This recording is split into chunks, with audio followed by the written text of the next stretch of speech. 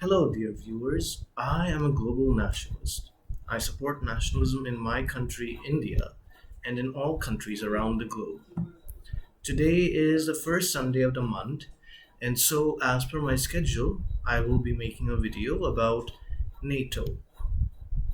The topic I want to discuss today is about NATO and the recent elections in Germany and what impact they will have on Germany's relations with NATO. Before we uh, go further to the topic, I want to talk about NATO itself since this is my first video on it. NATO is the North Atlantic Treaty Organization. The North Atlantic Treaty Organization was established in 1949 between the countries in the North Atlantic region, which includes the United States, Canada, the UK, France, Germany, Spain, and the rest of Europe, which at that time was Western Europe. But once the Cold War ended and the Soviet Union broke up, excuse me, the rest of other countries in Europe, in Eastern Europe, became a part of NATO. This was so that uh, NATO could protect the Eastern European countries from what it claimed was Russian aggression. And this is actually something that Russia, specifically President Putin, has complained about, but that's a separate topic for another day. Now, what the North Atlantic Treaty Organization, from now on, I'll just call it NATO, and basically what its objective is that it provides a security arrangement between all the countries of the alliance so that under Article 5, any attack on either of the members within the countries will be considered an attack on all of the countries. And so this article was only invoked once in 2001 when America was attacked by Al Qaeda, in which NATO was agreed to help the United States fight Al Qaeda in Afghanistan and in Iraq, and to generally support America against the war in the war against terror. Now, so other things to know about NATO are that for any country to be admitted to NATO, it must be within the North Atlantic region, either part of Europe or North America, and it must at first uh, give its application to the government of the United States, and the US will then seek the consent of all the other member states.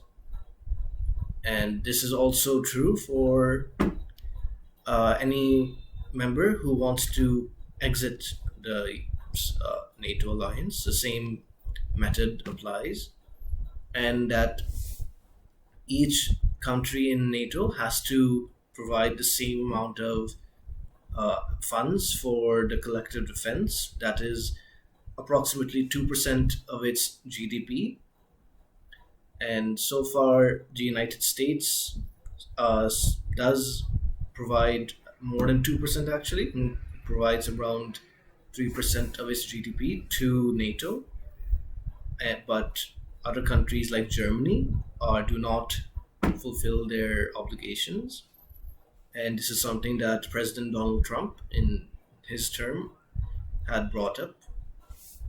Now, so yeah, those are the fundamental things you need to know about NATO. And why I'm talking about the German elections is because I think that they are going to have an impact on how Germany will handle and deal with its relations with other NATO countries and NATO at large. Because the previous German government, ruled by Chancellor Angela Merkel, was very pro NATO. Angela Merkel had actually supported NATO, had said that Germany's relations with the United States under NATO are very important, and NATO is still relevant, even though the Cold War is no longer present. In fact, she disagreed with Emmanuel Macron, president of France, who said that NATO was losing its relevance in the modern era. And she has also supported the creation of a strategic council, I believe it's called, this year to handle uh, NATO's threats from Russia and China. So she has been very pro NATO. However, the other parties in the elections, not all of them are equally as pro NATO as she is. Now, however, I will only talk about the Social Progressive Democratic Party. From here on, I'll just call them SPD because they have emerged as the largest party in terms of both number of seats and vote percentage, which are both relevant for the elections in Germany. However, the government has not yet been formed, and there's still, because no party has a majority, and it's up to the SPD to see who it will ally with to form a coalition. Now, it must be noted that the SPD has been in government earlier with Angela Merkel in a coalition, and that uh, the Angela Merkel's party is called the Christian Democratic Union, I believe. I sorry, I forgot the last name, abbreviated as CDU. So, if the SPD and CDU ally together, then they can form the government. But so far, that does not seem to be an option, and it seems that what's most going likely to happen will be that the SPD allies with other smaller parties to the left, like the Green Party and a party literally called the Left, or with the Greens and the Free Democratic Party. Sorry, just one second. Yes, the SDP might, SPD, sorry, may ally with the Green Party and the FDP. With FDP is a free market limited government party, which agrees with the Green Party in terms of human rights and social issues, however, disagrees with them in economic issues. But it doesn't seem likely that the SPD will ally with the CDU. Now, why this is significant? Because of this. Um, the SPD pretty much agrees with the CDU on NATO relations, but is a little has some differences. For example, yeah. So the SPD is a bit different from the CDU because, for example, it supports the creation of a European army, while the CDU simply wants greater integration of the national armies of Europe. And in its manifesto, the SPD describes China as a country with which it has conflicts of interests and different viewpoints, and as a competitor. However, it does not talk about the national security aspect of its relations of Germany's relations with China, while the CDU, while talking about the conflict of interest and different values, it does mention the national security component of the relationship. Therefore, it seems that SPD may take a slightly less hostile, less not hostile is not the right word. I think antagonistic would be a better word. That the SPD might be a little less antagonistic towards China, which, in my opinion, would be a problem. I think that actually China is a major threat to Europe and Germany included, and therefore Germany has to be stronger against China, not more accommodating, which the SPD wants. But the CDU has not really been going strongly against China.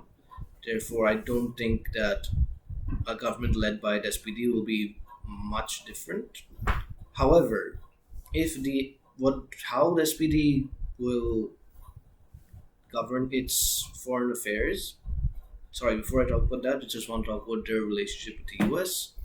Both parties are support what they call transatlantic relations, which means relations with countries across the Atlantic, specifically the United States and China, which mainly they're talking about the US because Canada is like accepted. Everyone knows that they'll have good relations with Canada. It's the US that has a question mark on it. And both parties support good relations with the US and want Europe to continue its partnership with the US and support NATO. Now, to get back to the SPDs, how its foreign policy and defense policy will be, we dependent on who it allies with, either the left party or the FDP. This is because in both possible alliances, they will ally with the Greens, and so the difference will be between the left and the FDP. The left is quite extreme in its views on national security. It wants to end the foreign presence of Germany's troops. It wants to remove all foreign militaries from Germany, foreign military bases, and says that uh, the difficulties with the relationship with China are just because of the United States' interests in maintaining its hegemony over China, and that it doesn't seem to give much emphasis to the actual problems of Germany's relationship with China. And so, out of all the parties in the running, it seems the most pacifist and the most, I guess, appeasing uh, towards China and to Russia. And however, the FDP do are not against foreign deployment of German military. They support NATO and NATO countries having bases in Germany, so they're not against all that. And they do describe China as a threat, as an opponent, and want Germany to take actions against China. So I feel that if the SPD allies with the FDP, that Germany's uh, policies towards China will be more aggressive, which will protect Germany's national interest because China is trying to dominate the whole world, like colonize the whole world through the One Belt One Road scheme, through its trade policies whereby it gets trade surpluses with respect to all the countries it trades with, including Germany, and also its activities in the South China Sea, its territorial expansion. So yeah, these things are definitely problems that Germany has to face with China, and if the SPD does not ally with a party like the FDP, which is recognizing these issues, then Germany's national security will be at risk, and it will be difficult for NATO as a whole to act against China. Now, as far as the Green Party is concerned, the Green Party as a whole does not pay much attention to military matters. It does have in its manifesto a large number of pages, about more than 20, related to foreign policy, but it is not hawkish, it is dovish, but it is not as extreme as the left party, and does recognize a need for foreign military presence, and wants to take and wants to and recognizes that Germany has conflicts of interest with China and will oppose China where necessary, but its language appears to be less, I guess, hostile compared to the FDP. So either way, whichever coalition is formed, the only party in this which is actively going against China is the FDP. So even if the uh, SPD and the Green Party and the FDP form a coalition, it's unlikely that the FDP will be able to exert enough influence on the other two to be against China. So we can expect Germany's policies towards China to be similar to how Angela Merkel has been, because the SPD, which would be the dominant party in that coalition, more or less agrees with Angela Merkel's foreign policies. And where it disagrees is with her economic policies. And that, I think, is uh, going to have an impact because the SPD wants to increase taxation on the wealthy in Germany, which will, I think, cause economic problems for Germany, which would cause the wealthy of Germany to leave Germany to more rich friendly countries in Europe, which would cause, and a weakening economy of Germany would cause the rest of Europe to suffer, thereby making NATO as a whole less able to oppose its threats like China. So yeah, either way, I don't. I do think that there's going that uh, this election doesn't really give me much hope that Germany will be able to oppose China confidently, and I do worry about NATO as a whole being an effective ally for my country, India, against China. By ally, I simply mean partner, or like a strategic partner, because India does not have any formal alliances. But I'll talk about that on a separate day. And I have just started this series of videos, so I have a playlist, but I don't have everything in that playlist. But if you do want to see my previous video, please click the image, the link up here. And if you want to see any of my sources that I've used for this video, click the links in the description below. And yeah, that's all I want to say for today. Thank you for watching. Vande Mataram.